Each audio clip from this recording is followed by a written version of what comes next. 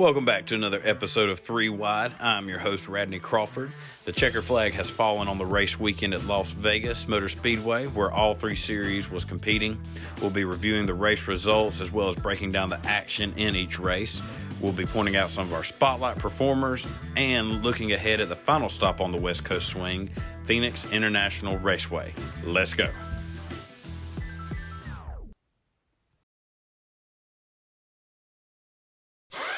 So starting off the race weekend, you had the Camping World Truck Series Friday night making their return after a week off. Kyle Busch Motorsports, they got off to a fast start, taking the top three spots in qualifying. You had John Hunter Nemechek starting first. He is also the defending winner of this race. You had Kyle Busch second and Chandler Smith third. So KBM showing from the get-go that they were going to be the team to beat, which is the case most weekends, but especially whenever Kyle gets a start, he is one of the favorites always. You also had Ryan Preece making his first start of the year in the 17 truck. He got off to a solid qualifying lap in fifth place. And you also had the return of Todd Bodine. Now, Todd is a two-time champion in the series, but his last start came all the way back in 2013, and his last win was at Dover in 2012. But Todd is going for the big 800th career start. He's got a handful of races this year with Hallmark Friesen Racing. He started the race in 23rd. And you also have Ben Rhodes. He is the defending champ of this series, and he was actually unsponsored this weekend, which makes 3 straight seasons where the defending champ of this series has at least one race where they're unsponsored. The other two being Sheldon Creed and Brett Moffitt, which is never good to see your defending champion not have a sponsored truck. Not necessarily anything out of the norm with this series, especially here in the past handful of years.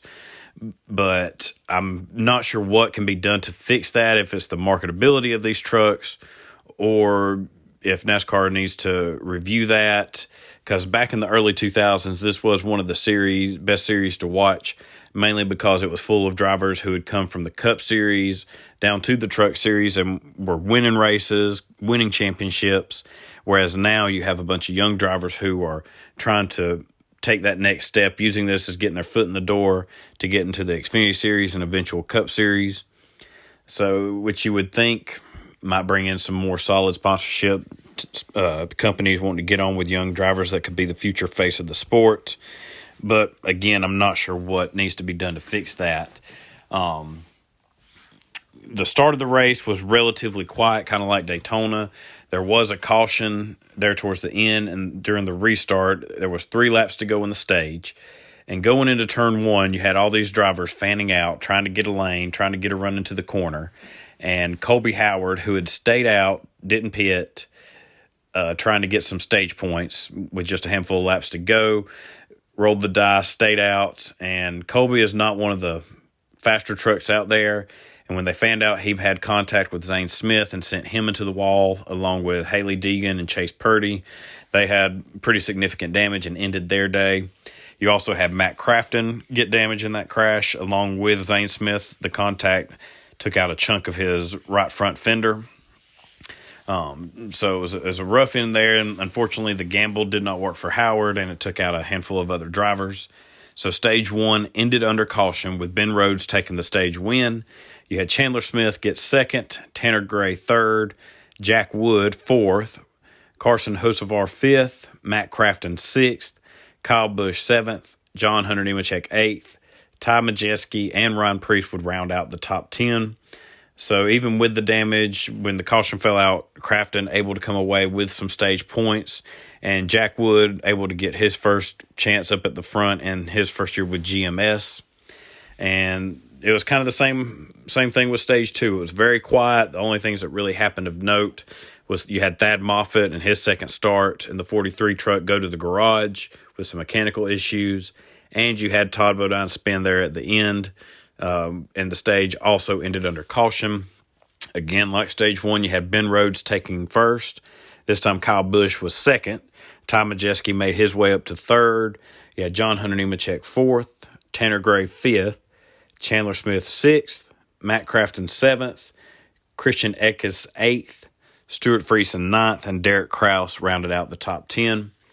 So going into stage 3, it really looked like it was a 2-team race. You had Thor Sport and Kyle Busch Motorsports really seemed to have the best trucks and was running up front for most of the race. But unfortunately for Thor Sport, it kind of went downhill very quickly in stage 3. They had a big wreck with 31 to go. Coming out of turn 4, Ben Rhodes was sent head on into the front straightaway wall after contact from his teammate Todd Majeski. It was just close racing between Ben, Derek Kraus, and Majeski, and a lot of these accidents that happened over the weekend. It was a lot of aero. It seemed like it, drivers getting underneath one another, taking the air off each other and spinning out. Coming off turn 4, Ben Rhodes, he got loose and came up into the front of Ty Majeski, who was also trying to gather up his truck. Not a whole lot of room for either truck to go, and it sent Ben into the wall. He hit pretty hard. The rear of his truck got lifted up in the air for a few seconds, and he slid driver's side along the wall just past the start-finish line. So it was a tough end for him. As I said earlier, he was unsponsored, trying to have a solid finish, even a win, just so he can get that exposure. And Ty Majeski came away with a little bit of damage, but definitely messed up his night. And then later on in the end of the race, you had Kyle Busch spin out Christian Eckes, another Thor Sport driver, and Christian is also a former Kyle Busch driver. Eckes, he won the fall race in Vegas last year. It was in the lead, looking to be in a pretty good spot. Unfortunately, Kyle Busch going down the back straightaway got a run and was making a move to the inside, and Eckes went to block it, but was way too late on it. Kyle Busch was inside of him. Eckes went down, and at that point, 9 laps to go, no driver's going to let off the gas and just kind of let you get back in line. Kyle had to hold his line, didn't have many other options, and sent Eckes into the inside wall on the back straightaway. You had Ryan Preece, who was in third when this happened. He came away with the lead under caution. However, he was unable to maintain his pace during the caution. He said his truck just all of a sudden shut off. He wasn't real sure what happened. But by the time he got it refired and going, NASCAR put him in 5th place just for failing to maintain speed. But he still had a pretty good shot at it. It was a wild last 3 laps. You had going into turn 3 and 4, coming to the white flag, a lot of incidents broke out. And the camera angle TV used, it looked like Derek Kraus just rushed into the corner, no brakes, trying to knock people out of the way. But he had made contact with Grant Enfinger, John Hunter Nemechek, so he was all out of shape, not really anything of his making. But the race stayed green. NASCAR didn't throw the caution, which has kind of been a big talking point for NASCAR this year as far as when to throw the caution, especially at the end, and when they don't, which we'll talk about here in a second. So they stay green. Chandler Smith comes away with the win. It was a wild last 3 laps. He gets the win. It was really a big statement win for Chandler. He had some momentum coming to the end of last year when a lot of people were questioning his job at Kyle Busch Motorsports and his security there. But he's been able to ride the momentum into this season. Caps it off with a win at Vegas. It was a rough ending for Derek Kraus, Grant Enfinger, and John Hunter Nemechek, as I mentioned earlier. All 3 of those drivers had good runs going, especially Grant Enfinger. His car had a major fire. He was able to get out. And then John Hunter Nemechek was spinning out in turn 4 coming to the checkered flag. And Jordan Anderson made contact, near head-on contact with John Hunter. Luckily, Nemechek kind of spun back around and wasn't a dead-on, head-on hit. But it was tough for Jordan Anderson just because that team, they failed to make the Daytona race.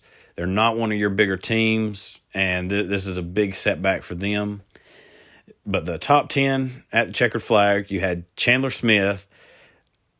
Zane Smith finished second. However, he would be disqualified for a lug nut violation, so he wound up finishing in last, which put Kyle Busch up to second. Stuart Friesen came home third. It was a quiet night for him, but a solid finish. Ryan Preece finished 4th. Tanner Gray 5th. Matt DiBenedetto 6th. Matt Crafton 7th. Brett Holmes 8th. Austin Wayne Self 9th. And Ty Majeski 10th. So even with the penalty, it was a strong run for Zane Smith and Front Row Motorsports. Obviously, that last place finish sets them back big time on points, but they do have that win at Daytona for a playoff spot. But they have got some good momentum so far this season. It'll be interesting to see if they can keep it going.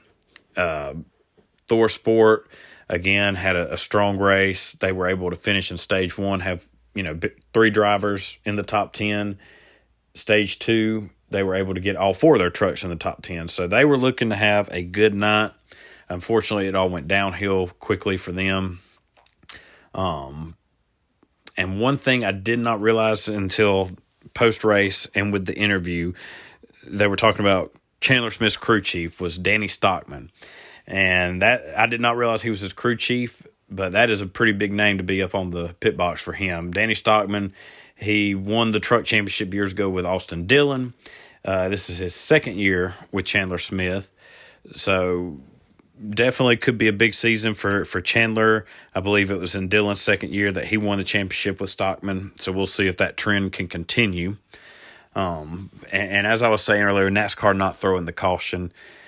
I saw after the race they had an onboard camera with Todd Bodine coming into turn 3 and 4 when everything kind of went haywire, coming to the white flag. With all that stuff going on with Grant Enfinger, Derek Kraus, and John Hunter, Spencer Boyd got spun and made hard contact with the inside wall. And the big thing with that is he didn't move. When Todd came back around on the white flag, coming to take the checker flag, Spencer Boyd's truck was still sitting there on the inside wall, green flag conditions, just sitting there. And I'm not sure why caution was not thrown for that. And actually, Spencer wound up being injured. He had a separated, dislocated shoulder. So that's not a good look for NASCAR, especially when they tend to throw cautions to end the race when it's accidents you kind of look at, like, why did we do that? Why did you throw the caution? It could have ended at a green. And then you have races where you think they should throw a caution, like the Cup race in California last week. Justin Haley made hard contact with the inside wall going into turn 1. Is a pretty hard hit. And it is a judgment call. But to me, when you have a truck sitting there on the inside for 2 laps under green flag conditions, that there's no excuse for that. Somebody messed up. Somebody missed their job. Because if the wrong thing would have happened, and it very well could have, with Grant Enfinger catching on fire, you had John Hunter with a ton of damage. Same with Kraus. If that truck's sitting still and one of them guys spins out down there, it's going to be a bad situation. So I'm sure I'll give NASCAR its due. They're probably going to be looking into that. Hey, where did we screw up on that? Who missed that call? So hopefully so. Hopefully we can see more consistency with them throwing these cautions to end the races, because that was just inexcusable in my opinion. So now we move on into the Xfinity race, Saturday. That was interesting to say the least. Starting out, you had A.J. Allmendinger on the pole and Josh Berry second. You also had Ryan Truex making his first start for Joe Gibbs Racing this season. He started in 7th place. In the action, it picked up early. You had Ty Gibbs, who had to start in the rear. He had made his way all the way up into the top 15 and was looking to pass Ryan Sieg. However, in turns 3 and 4, he got behind Sieg, took the air off the rear of his car, and sent Sieg into the wall. Now, Ryan, he drives pretty much for his own team. And while I wouldn't label them as underfunded, because they do have some competitive runs, and he is normally a dark horse to get in the playoffs on points, he's not your Joe Gibbs or your Richard Childress, where they can afford to tear up a car or two. They put a lot of work in these vehicles, and especially at lap 3 of a race, can't having this stuff happen. After this accident, lap 20, there was a red flag for weather, but not for rain, for snow in Las Vegas. So that was interesting to see on TV. Everyone bundled up, and you see snow flurries going by. That was fun. You had Ryan Sieg on camera. They saw talking to Ty Gibbs, them going over the situation. Obviously, Ryan was not happy when they interviewed him on TV. He said, Ty has to learn. And these are my words, not his. What I'm about to say is Ty is a young driver. who has a lot of talent. He's already shown that in his part-time season last year, winning, I believe it was 4 races. So there was a comment made, I believe, by Sieg or somebody on his team about the whole Silver Spoon kid and up there because of his granddaddy. And those comments like that I just don't like to hear, mainly because you hear it from about Ty Gibbs. You've heard it about the Dillon brothers, mainly because these guys, they've proven that they belong there. Ty Gibbs, he's, while Joe Gibbs being his grandfather, that definitely helps him. It probably put him in a better situation and give him a better start than most people. You can't fault the guy for that because he's gone out there and won. He's proven he belongs there and will be in Cup next thing we know.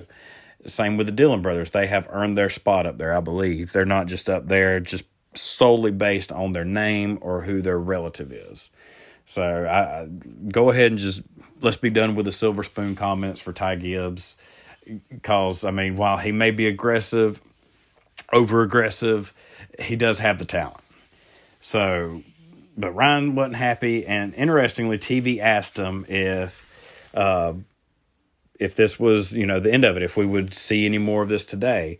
And Ryan let it be known he didn't think the action was over for this race, which was pretty questionable to say. NASCAR's always listening.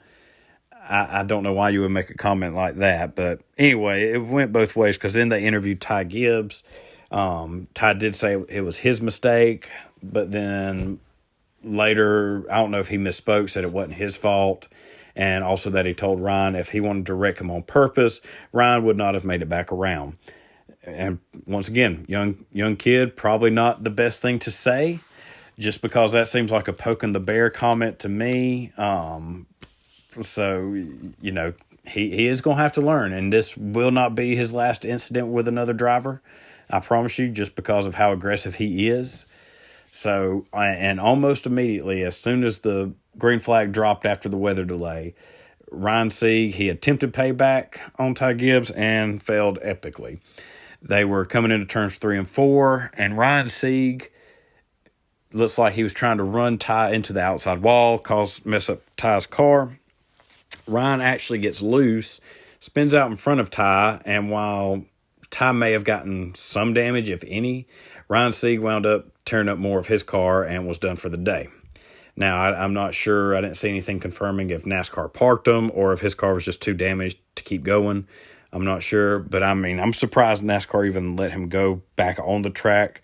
Number one, with as much damage as he had loose fenders all over.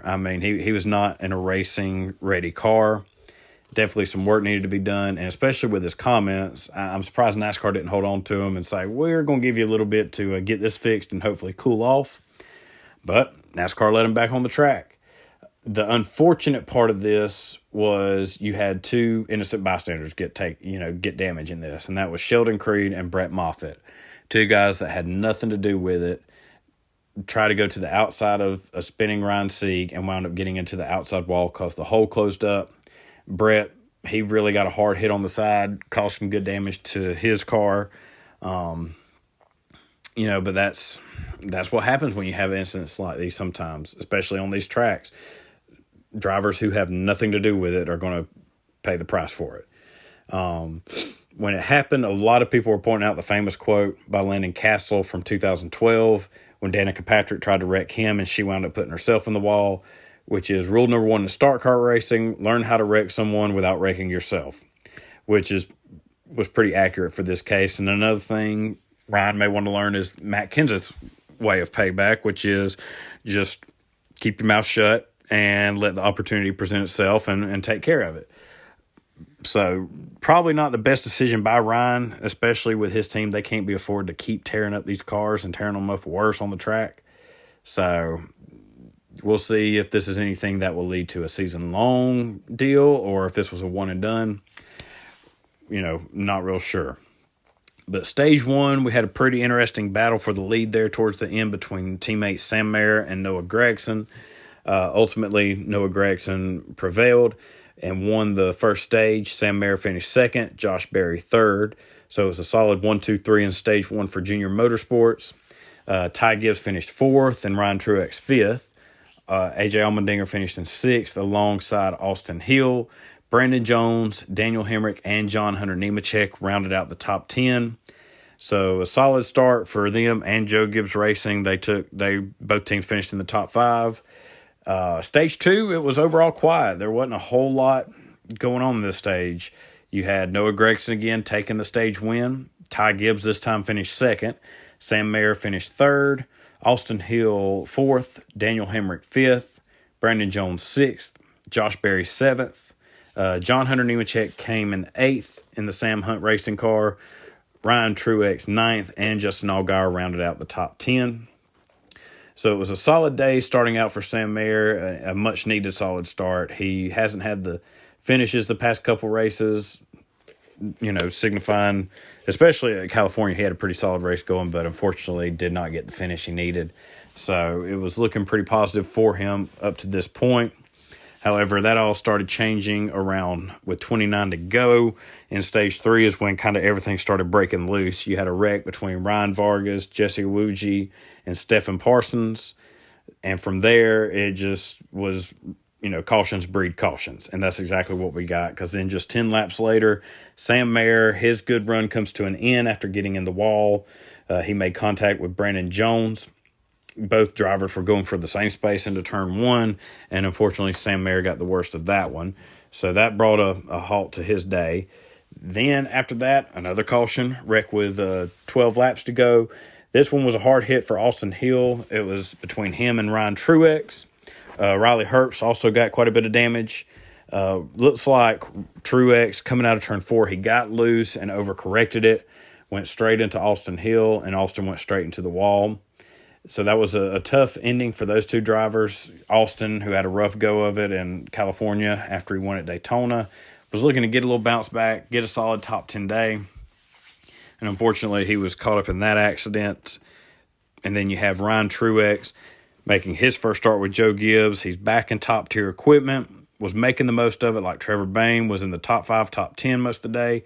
And unfortunately, ended for him in that wreck. So from there, it was a restart with 5 laps to go, one last sprint to the finish. You had Noah Gregson and Ty Gibbs starting on the front row. Ty Gibbs was ultimately able to take the lead from the bottom row, which I'm sure was surprising to Gregson. He took the outside and was probably expecting that momentum to carry him to the front, but Ty got a great restart. And then you had an accident on the front straightaway, and that made the race enter caution. And Ty Gibbs comes away with his first win on the year and what will probably be many wins in his first full-time season. Noah Gregson finished 2nd. Daniel Hemrick 3rd. Josh Berry came home in 4th. Justin Allgaier 5th. Landon Castle 6th. So a good bounce back for him after his slow start to the season. Sheldon Creed makes up for last weekend's race at California and finishes in 7th. Brett Moffitt 8th. A.J. Allmendinger 9th. And Brandon Jones 10th. So a good finish for Brett Moffitt and Sheldon, especially after the contact they made with the wall after the incident between Sieg and Gibbs. Brett Moffitt able to bring that R Motorsports car in the top 10. Junior Motorsports, they seem to be the top team all day. Only Josh Berry was the only driver that did not lead a lap for that team, but was still in the top 10 all day. He got some solid stage points and finished up the race in the top 5, along with Justin Allgaier and Noah Gregson. Sam Mayer, he was the lowest finishing driver for that team. He finished 25th, but very well could have been top 10 and may have been in the top 5 if he had been able to stay in the race. Ryan Ellis finished in 13th spot. The big thing with that is his best career finish, and he is driving for another underfunded team for Tommy Joe Martins. So big day for that. The team, I'm sure, top 15 finish feels like a win for them. And he was up in the top 20 most of the day, so it wasn't a fluke finish. He was finished right in there where he was running most of the day. Noah Gregson, as I said, came home 2nd, but he was probably the top car all day. Ty Gibbs, he didn't lead until the last 5 or 6 laps. So that one was a tough one for Gregson to swallow, but I have a feeling he is due for a big year the way he's been running these first couple races. So big things for him probably the rest of the season. It is definitely going to be a tight championship battle, I believe. So now we get to the big race of the weekend, the Pennzoil 400 at Las Vegas Motor Speedway. Before we get into the race action, there was a practice on Saturday. You had Kyle Busch wreck his primary car and have to go to a backup. Now, his backup car was originally meant to be a parts car for Joe Gibbs Racing as a whole during this West Coast swing. So if they had any parts failures, mechanical failures, they could just harvest the parts from this car and replace them as is. So Kyle Busch's crew would have a long day Saturday trying to get that car as race ready as it could. They also had to get it wrapped in Kyle Busch's sponsor and paint scheme for the race. So early on, it looked like Kyle Busch was going to be in a pretty big hole to dig out of on Sunday. But jumping into the race action, you had Christopher Bell starting first and Kyle Larson second. And Christopher Bell would take command early and hold that lead until the competition caution on lap 30. At that point, Ryan Blaney took over the lead after pit stops. And Blaney, he was looked at as a favorite for this race. He's always had strong runs at Las Vegas, so it was no surprise to see him out front and getting some laps led. Now, during stage one, you kind of saw what would become the main theme of this race, which is spins. You would have drivers who would just simply lose control and spin out either by themselves or even multiple drivers at the same time in the same corners. Just seemed to not be able to hang onto the car, and it would go around on them without warning. It started with Kyle Busch and Austin Dillon. They spun out at the same time going into 3 and 4. You also had Tyler Reddick spinning out, coming off of turn 4 through the front straightaway grass. Luckily, Reddick was able to avoid getting any major damage in that spin and could continue on with his day. Now, to end stage one, you had Alex Bowman getting the win. His teammate William Byron finished second. Ross Chastain came in third. Denny Hamlin finished fourth. Chase Elliott fifth. Kyle Larson finished sixth, followed by Blaney in seventh. Chase Briscoe in eighth. Kyle Busch in ninth. And Christopher Bell finished in 10th. So early on, you saw some of the who would be the contenders for the complete day. Kyle Busch was able to come out with his spin and finish in ninth in the stage one. Ross Chastain kicked off his dominating day with a third-place finish in this stage. So you saw a lot of major players already working their way to the front.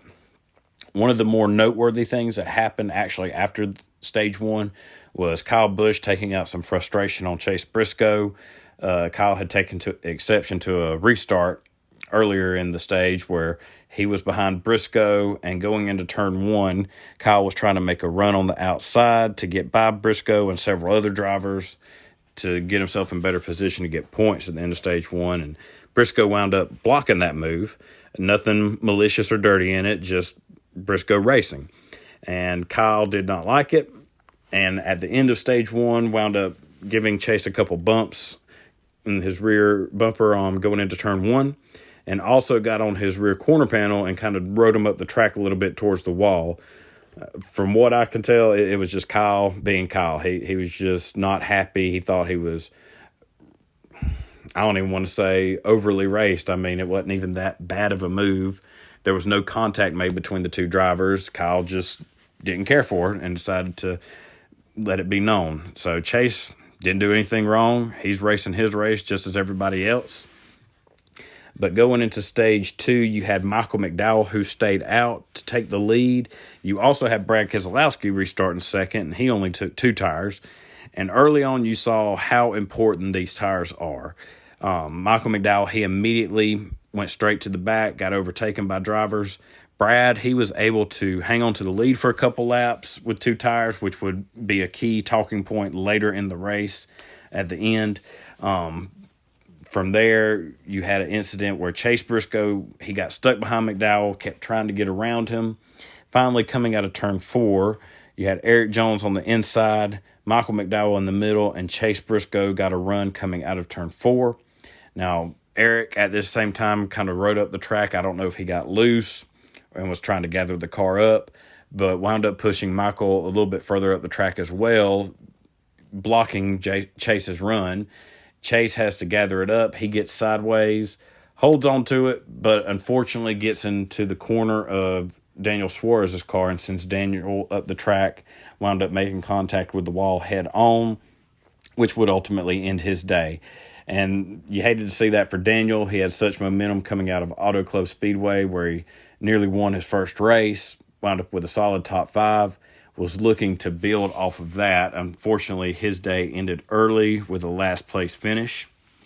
And then you had more of the same old, what would become the theme of the race, where Brad Keselowski, he would spin, just coming out of turn 4 without warning. You see him go around and comes up the track and actually gets hit by Ryan Blaney.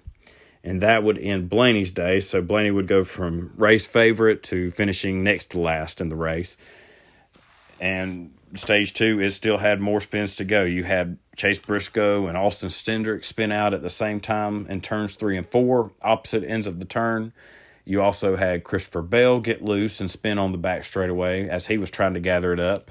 And during that spin, Harrison Burton, who was a little bit further back in the pack, drivers were getting woed up for Bell. Burton wound up getting turned by another driver, but fortunately, it was not enough to end his day like it has the past 2 weeks. Burton was able to continue. And so that would end stage 2 with Ross Chastain winning the stage, Chase Elliott finishing second, Kyle Larson third, William Byron in fourth, Kyle Busch in fifth, Martin Truex Jr. came in sixth, followed by Logano in seventh. Then you had Harvick in eighth, Denny Hamlin ninth, and Bubba Wallace finished in 10th. And early on, it looked like it was Chastain's race to lose. He was the dominating car all day and was really good to see. Trackhouse has really came out swinging this season, taking advantage of this new car. You had Suarez with that awesome run at Auto Club Speedway, and now followed by Chastain leading, the most laps of the race. So it was a good look for him. And it was at that time looking like he was going to be the guy to beat. You had a long green flag run to start stage 3, and which would take us into green flag pit stops. And during these pit stops, Kyle Busch actually came in before Chastain about a lap before. And then Chastain came in very conservatively down pit road, and it allowed Kyle Busch to get ahead of Chastain after the pit stops. And then you had the caution come out with Denny Hamlin. He had trouble coming out of the pits with this new shifter. These drivers with muscle memory, they're so used to doing the H, going from first to second, then back up to third and back down to fourth. It seemed like Denny just simply got too caught up in the moment. These new shifters, from the way they described it on TV, it's just a straight up and down motion. Middle is neutral. And to shift up, you go down. And to shift down, you go up. So it seems like Denny, he was trying to go from second to third, and instead of going from neutral straight down to go to third, he actually went up, which put him back in first gear and wound up tearing up the transmission in his car. And this would bring out the caution. And it's interesting, Stenhouse and Ty Dillon were still out on the track. They had not stopped yet. They were running first and second, just simply hoping that this caution would fall, and they would be able to take advantage of the track position and the cars that would be trapped a lap down. So it definitely was a good gamble for them. They were able to take advantage of that. And it's been a tough start this season for Denny Hamlin. We're only 3 races in, so there's not a lot to read into it. But his highest finish so far this season is 15th, and that was last week at Auto Club. So after this caution, Kyle Busch came away with the lead. And really, it was his race from there, and Martin Truex in second. So Kyle Busch dominated from there on out, and it was really a race between him and Truex. Truex was able to get close, but could never have enough to get to the lead there at the end of this race. And we wound up having a caution with 3 to go. Eric Jones spun out coming out of turn 4. And it was another overcalculation. And that's something I've seen a lot in these races is drivers, they're spinning out, they're going to catch the car, keep it from spinning out, and they just overcorrect. They go right to the wall. So he tries to collect it up. He winds up smacking the wall with his right side, comes back across the front straightaway towards the grass. And you can tell his right front tire is jammed under the car. He has no control really over the steering. And when he hits the grass, it sends him back up across the racetrack. He's trying to gather it up. And NASCAR finally throws a caution, but unfortunately it was too late for Bubba at that point. Bubba came in, slamming on brakes, trying to avoid it, and wound up hitting the inside wall going into turn 1. Fortunately, he did not have too bad a damage or bad enough damage that it would end his day. However, for Eric, his day was done, which was tough to see because he did have another top 10 run going. He had another solid car. The big thing with Eric, I think that kept him from running further up front, was just track position. He never could seem to get the track position he needed to do that.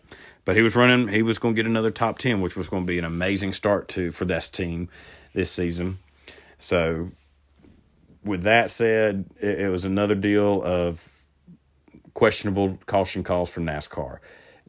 Why the caution wasn't called sooner before Eric Jones came back across the track, I'm not sure. You could tell he was not going to be able to continue. He had hit the wall pretty good, and they kept the race green until he came back across the track. And Bubba Wallace, unfortunately, got the worst end of it. He was the one who really suffered because of that call. So that set up a overtime finish.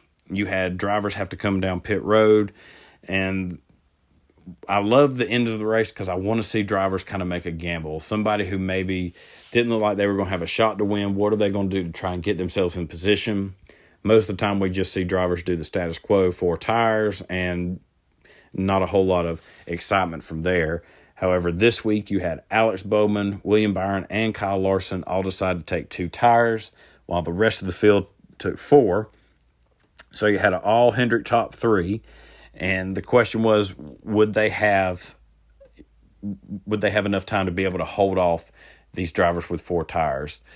You had Kyle Larson starting on the outside, Bowman on his inside. Byron would start behind Larson on the outside, and Kyle Busch behind Bowman. So I was predicting that as soon as the green flag fell, you were either going to see Kyle push Bowman right past Larson and kind of set up a head-to-head between them two, or Kyle even try and take it 3 wide going into turn 1, which he had tried earlier, the deal with Chase Briscoe. But unfortunately for him, Bowman and Larson were able to get a good launch on the restart, get far enough ahead with Byron battling Busch that the race really became between those two, and it was a good, hard race there at the end, able to race side by side, which is something we haven't really gotten to see in a while in NASCAR, in the Cup Series anyway. And you had Larson, Bowman coming out of turn 4, still side by side to the checkered flag. Larson kind of drifted up the track. I'm not sure if he got loose or what happened there, trying to get a different type of run. But Bowman was able to clear him and get the win. So he locks himself into the playoffs early in the season. And it was a great finish between these two drivers. So finishing in the top 10 of this race, you had Alex Bowman with the win, Kyle Larson finishing second, Ross Chastain finishes his solid day in third place, which he was thrilled about in his post-race comments. Kyle Busch in fourth. William Byron gets the top 5, finishing fifth. Eric Almirola sixth. Tyler Reddick recovers from his spin earlier in the race to finish seventh. Martin Truex Jr. finishes eighth. Chase Elliott came home ninth, and Christopher Bell rounded out the top 10. A couple other drivers of note, they may not have gotten top 10s, but they got solid finishes. Corey LaJoie for Spire Motorsports comes home 15th. For this team, that is big. They've had a pretty solid start, consistent start to this season. I know it's something that they were hoping to have last year, but hopefully they're able to keep the momentum going this year. And Harrison Burton finally able to finish a race. He comes home 16th. So he was able to recover from that spin and continue to log laps and finally get a finish. So hopefully it's something he can build off of, and we can see some progress from this rookie. Now, a few things after the race, a couple notes I took, and some of it was seeing people's comments on social media, and then some of it was kind of my own. The next gen car delivered again. They had another great race at this 1.5-mile track, and that's going to be big for this season because there's so many of these that it makes up most of the schedule. And we're used to just seeing what they call slot cars, where they're just pretty much running wide open throughout the race, every corner. You don't see a lot of side-by-side action. The aero was so sensitive with these cars.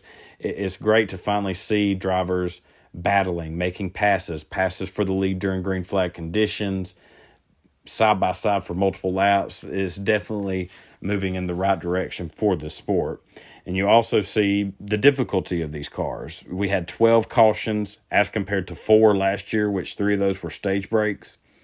So that just shows how difficult these cars are, really pushing drivers to their limit, having to try and stay away from spinning out and kind of flirt with the edge. And also parity, it continues. You had Eric Jones, even though he crashed out, he was in the top 10 competitive. Ross Chastain was the dominant car all day in Trackhouse Racing's car. You also had Tyler Reddick come with another top 10. Eric Almirola, even though he's in Stewart-Haas Racing equipment, he finishes in the top 10. Really has been the most consistent driver out of the Stewart-Haas Racing team. And that's good to see. That's what fans have been asking for. Not necessarily, it's not that they want to see a different team in each position of the top 10. You just want to see different drivers out there taking advantage. Even though Hendrick has won 2 of these races, Penske's won the Daytona 500, you're seeing other little teams sprinkled in that we normally don't see, like Trackhouse, like Eric Almirola himself, Richard Childress Racing, Petty GMS. It's definitely a good sight to see. Another thing people kind of took exception to was the broadcast. Fans were not pleased with it. Partly, they said the pre-race coverage was horrendous, which I saw one of the segments they did on Chase Elliott and Kyle Larson, their feud, trying to play it up, and it was pretty bad. It's probably one of the worst pre-race segments I have seen, honestly. So I'm not sure who approved that, but they need to go back to the drawing board. And then the main thing was Danica Patrick being in the booth. And I'll say I wasn't disgusted by it. As far as, I thought it was terrible.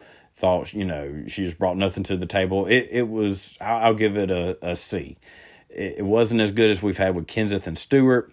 She did have her points, but it was just that it seemed like there was just no chemistry between these three up in the booth.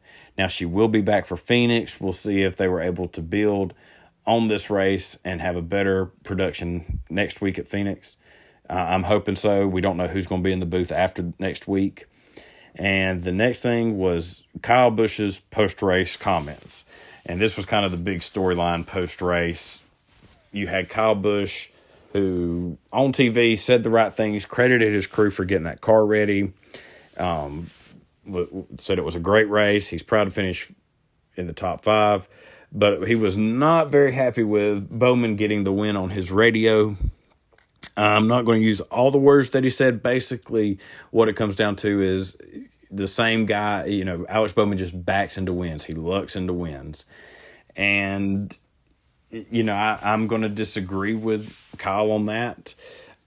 You look at Bowman's stats. He is the second winningest driver so far in the past year in NASCAR.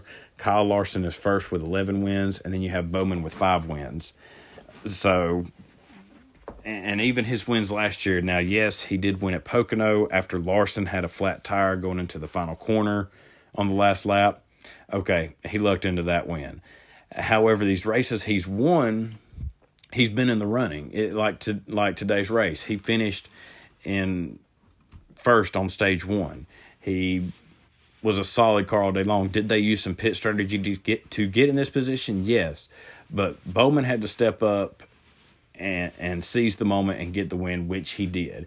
And he dueled it out with Kyle Larson, who's been the dominant driver the past year. So I don't look at Bowman as a driver who's just lucking into these wins. He is just taking advantage and seizing the moment, making the most of this opportunity, which is what you want in a driver. Trust me, Kyle Busch, if he could have been in Bowman's shoes at Pocono or any of these races that he says Bowman backed into, he would 100%. And Bowman seems to get a pretty bad rap. He doesn't get, I feel like, the credit that he deserves. He's kind of overshadowed at Hendrick Motorsports with, Chase Elliott and Kyle Larson, top 2 drivers in the sport. And then William Byron gets a lot of talk just because he's looked at as this future young star of the sport. And while he may be, he just hasn't hit that point yet. And he has fewer wins than Bowman does in both their careers at Hendrick Motorsports. Bowman has 7, Byron has 2. So, in which I'm sure Bowman, I think he kind of likes being kind of in the shadows, under the radar. He takes advantage of the moments he gets. You can't knock a guy for that. And he's pretty good at marketing. He's between the Denny Hamlin hack shirt he did last year And I'm sure we'll see a shirt, with something to do about lucking into wins this week. So congratulations to Bowman on that. I wouldn't be surprised if he gets a couple more wins this year. The main thing with him is going to be moving further into the playoffs than historically he has. He's going to have to stay consistent in the playoffs. Normally what we see with him is he gets a good run in the regular season. Once we get to the playoffs, it's like all the steam goes out and he just can't go any further. So that's going to be the big hump he's got to get over now.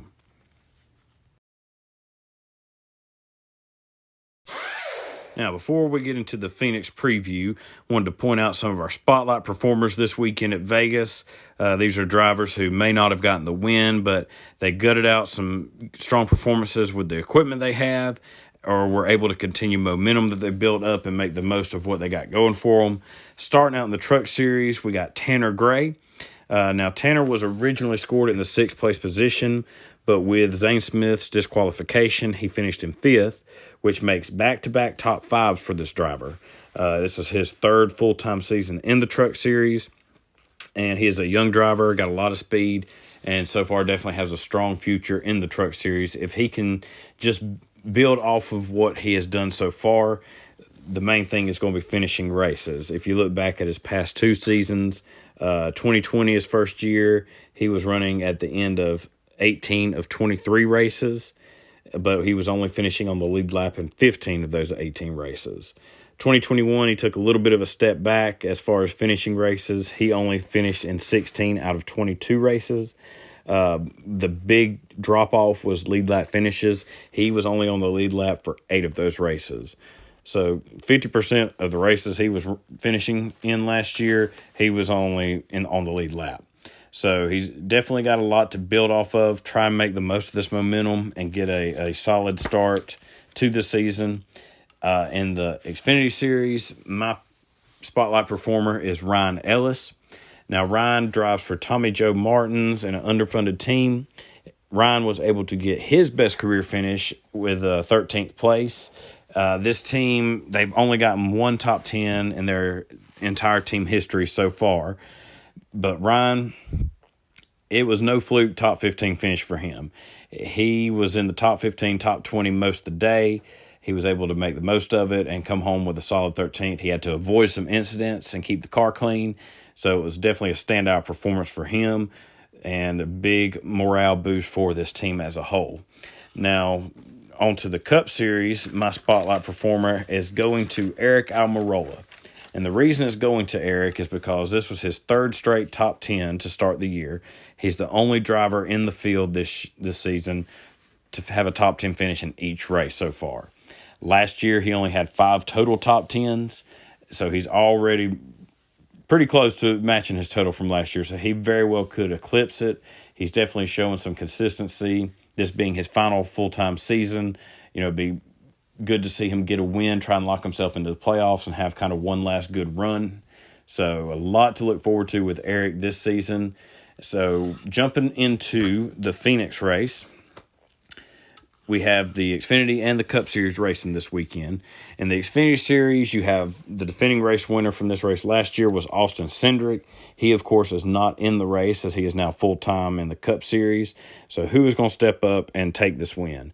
Is it going to be A.J. Allmendinger trying to regain some of the momentum he had last year? Will Noah Gragson finally be able to get in victory lane? He's had a strong start to this season, just primed for a breakout year this year. So it could all start this weekend at Phoenix.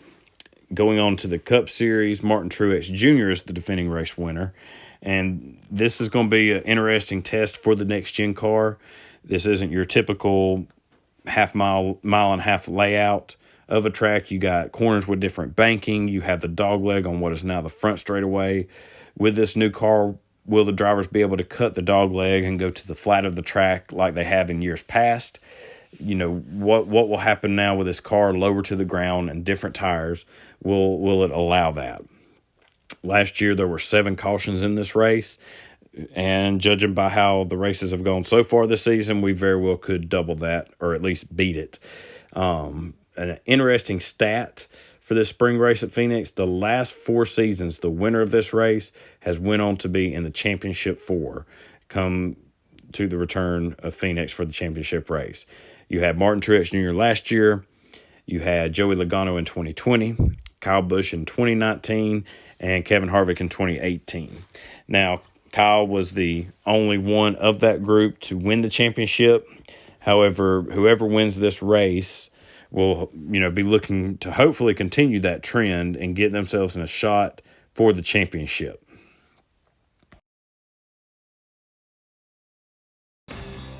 And that'll wrap it up for this edition of 3 Wide. I thank y'all again for joining me. You can follow my podcast on Twitter at the number 3 Wide and the number 3 again. You can also find my podcast on Spotify, Anchor, Apple, Google Podcast, and Stitcher. Y'all enjoy this weekend's Duel in the Desert as we make the final stop in the West Coast Swing.